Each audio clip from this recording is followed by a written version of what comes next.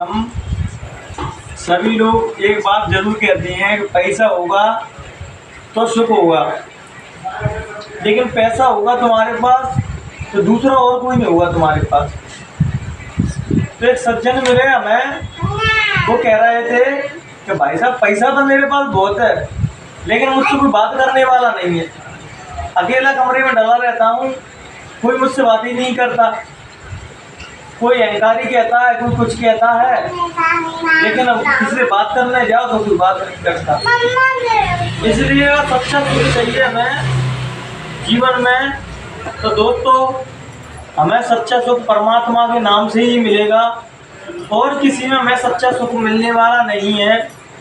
क्योंकि यहाँ तो जिस संसार में, संसार को दो नाम दिए गए हैं। एक तो मृत्यु लोक, क्योंकि यहाँ जो आया है वो मरेगा। यहाँ जो भी जीव रह रहे हैं वो मरेंगे, एक ना एक दिन सब मर जाएंगे, तो उसका नाम है मृत्यु लोक। और दूसरा, महात्मा बुद्ध ने इस संसार को दुखालय कहा था। इस संसार में दुख के अलावा और कुछ नहीं है। जैसे हम हॉस्पिटल जाते हैं तो वहाँ लिखा रहता है वो अस्पताल, हॉस्पिटल मरीजों की सेवा होती है। ऐसे ही संसार को महापुरुषों ने दुखालय बताया है कि संसार में सुख है ही नहीं, लेकिन तुम सुख की चाहना कर रहे हो। सच्चा सुख तो गुरु की भक्ति में पड़ जाने से, परमात्मा की भक्ति से ही मिलता है, और सच्चा सुख मिलने वाला नहीं है। तो एक आश्रम में एक शिष्य गया, उसने गुरुदेव से पूछा कि गुरुदेव जीवन का सत्य क्या है। तो गुरुदेव ने उससे दो बात कही कि सत्य के बारे में जानना है तुमको कि सत्य को जानना है। तो शिष्य बोलता है कि जो दो बातें अलग अलग है क्या गुरुदेव? तो गुरुदेव ने कहा कि हाँ, जो दो बातें अलग अलग है। सत्य के बारे में जानना मतलब वेद पढ़ लिए, रामायण पढ़ लिए, पुराण पढ़ लिए, ये क्या है? सत्य के बारे में जानना। और सत्य को जानना मतलब स्वयं साक्षात्कार कर लेना उस प्रभु से, उस मालिक से, इस परमात्मा ने हमें भेजा है इस संसार में। दो अलग अलग बातें हैं। तो तुम बताओ, सत्य के बारे में तुम्हें जानना है? सत्य के बारे में जानना है तो एक ग्रंथालय भरा पड़ा हुआ है, आप कोई से भी ग्रंथ उठा के पढ़ लो, आप सत्य के बारे में जान जाओगे। तो इतने में शिष्य की आंखें खुली। उसकी जो जीवात्मा जन्म जन्मांतर से मूर्छित पड़ी थी, वो एकदम होश में आई और वो कहती है कि गुरुदेव, अभी तक मुझसे ये कहने वाला कोई नहीं मिला कि सत्य के बारे में जनाने वाला, सत्य को जानने वाला, ये प्रश्न करने वाला मुझसे कोई था ही नहीं। तो चरण पकड़ के कहते हैं, गुरुदेव मुझे सत्य के बारे में नहीं जानना, मुझे सत्य को ही जानना है।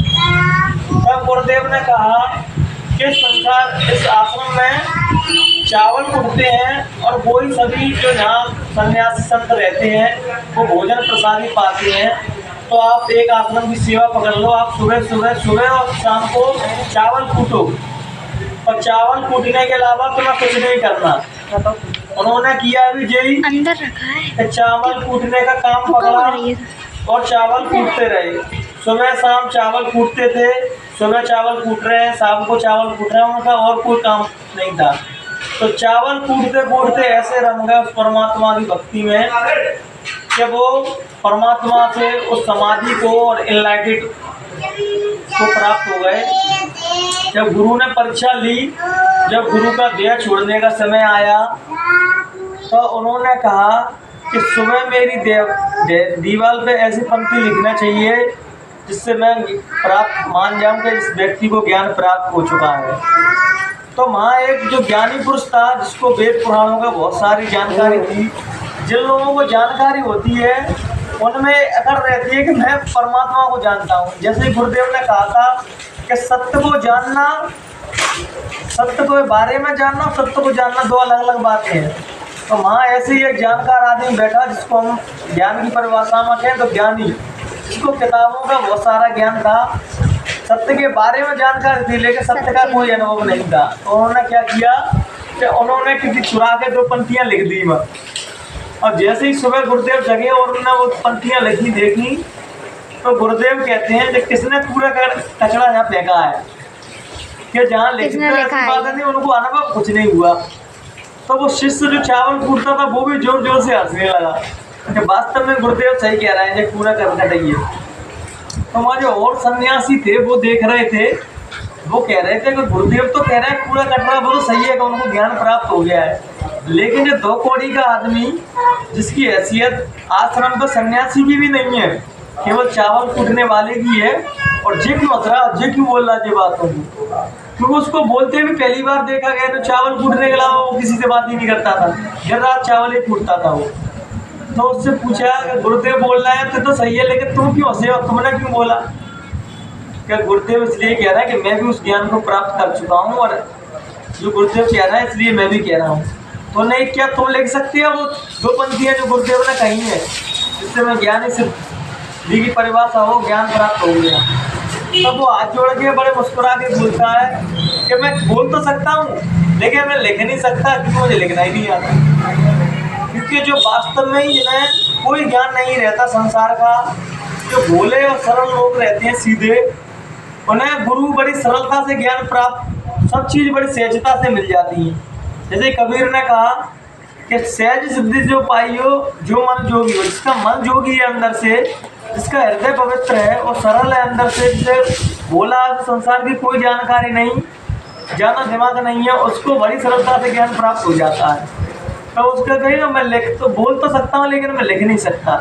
अगर अब तुम लिखने को तैयार हो तो मैं अपने हस्ताक्षर भी, मतलब अपने साइन भी कर दूंगा क्या मैंने लिखी है 2 पंक्तियाँ। तो ऐसा ही हुआ, जब दूसरी रात हुई उन्होंने वो 2 पंक्तियाँ बोली और अपने हस्ताक्षर भी करवा दी। जब गुरुदेव ने सुबह आके पढ़ी वो 2 पंक्तियाँ, तो गुरुदेव कुछ नहीं बोले। शाम हुई, चुपचाप से अपना जो उनके बेंत लेके चलते थे और कपड़े लेके, तो उन्होंने उन शिष्य को दे दी कि जे ले ले तू अब मेरा गमछा और मेरा जे बेंत, क्योंकि जहाँ तू रहेगा तो जहाँ तुझको कोई नहीं समझ पाएगा, अब बहुत दूर निकल जा।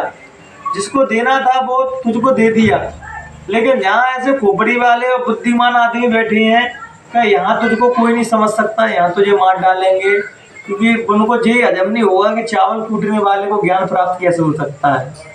तो गुरुदेव ने उसको बाहर जाने का आदेश दे दिया, और उसने अपने पूरे जीवन में उस जो गुरुदेव का आशीर्वाद मिला था, प्रसाद मिला था, उसने पूरे जीवन भर सब संसार को निस्वार्थ बांटा, और जो रिद्धि सिद्धि उसको गुरुदेव के आशीर्वाद से मिली थी, उसने मानव कल्याण में, समाज सेवा में लगा दी और अपना पूरा जीवन धन्य में बना दिया।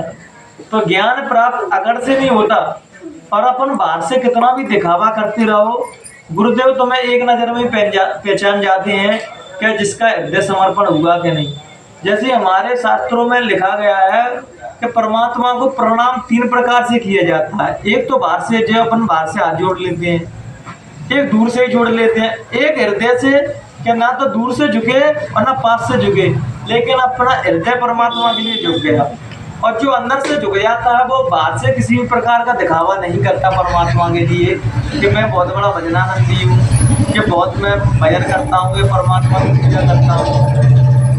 वो उसका हृदय जानता है और परमात्मा जानते हैं। इसलिए अगर परमात्मा को भजना है, उसका भजन करना है, चाहे परमात्मा हो या गुरु हो, गुरु और परमात्मा में कोई भेद नहीं। लेकिन कठिनाइयाँ कहाँ आ जाती हैं कि परमात्मा को तो हमने देखा नहीं, और गुरु तो हमारे शरीर रूप में बैठे हैं। जब तुम्हें वो कसेंगे, कसौटी पे तुम्हें कसा जाएगा तो चिल्लाओगे, उठ के भाग जाओगे। गुरु में परमात्मा में ये अंतर रहता है, जब गुरु तुम्हें कसता है, तुम्हारी साधना और मजबूत करता है, तो शिष्य माटिक नहीं पाता, आगे से ज्यादा शिष्य तो भग ही जाती है। इसलिए तो ज्ञान प्राप्त नहीं होता। जो डटा रहता है, अड़ा रहता है कि बस मर जाऊंगा मैं तेरे चौकट में, लेकिन तुझे छोड़ के नहीं जाऊंगा, ऐसे व्यक्तियों को ज्ञान प्राप्त होता है। नहीं आजकल के कलियोगी शिष्य तो ऐसे हैं कि नेक दुख पड़ा, उनका दुख तकलीफ शांत नहीं हुई, तुरंत गुरु बदल लेंगे, तुरंत भगवान को बदल लेंगे। तो ऐसे व्यक्ति को ज्ञान प्राप्त कहाँ से होगा? कोई भगवान का आशीर्वाद ऐसे व्यक्तियों को कहाँ से मिलेगा जो हाल नेक्स्ट समय अकॉर्डिंग जाके दूसरी देवी देवताओं पर चले जाते हैं। इसलिए तो हनुमान चालीसा में भी कहा है कि और देवता चित्त न धरी, हनुमत से ही सर्व सुख करनी। जब हम एक के आसक्त हो जाते हैं, एक को साधें सब सदें, सब साधें सब जाए, जब एक को साध लेते हैं तो सहज सब जाते हैं। तभी तो कहा है गुरुर ब्रह्मा गुरुर विष्णु गुरुर देव महेश्वरा गुरु साक्षात परब्रह्म तस्मै श्री गुरुदेव नमः। जब गुरु में ही हम सब कुछ देख लेते हैं लेकिन हमारा अहंकार इस चीज को देखने नहीं देता। गुरु को मतलब किसी जिंदे पुरुष में हमने परमात्मा का साक्षात्कार कर लिया, वो सच्चा शिष्य है। केवल गुरुदक्षिणा लेने से या माला पहनने से आप शिष्य नहीं होगा। किसी अपने जैसे मनुष्य में परमात्मा का साक्षात्कार लेना, वो सच्चा शिष्य होता है और उसके ही अंदर गुरु की रहमत बरसती है। जब अब तक हम गुरु में परमात्मा को नहीं देखेंगे, संपूर्ण 33 करोड़ देवी देवता अपने गुरु में, अपने मुर्शिद में नहीं देखेंगे, तब तक हमारे गुरु कोई अंग संग नहीं बनता। पांडवों ने सब कुछ कृष्ण को मान लिया था।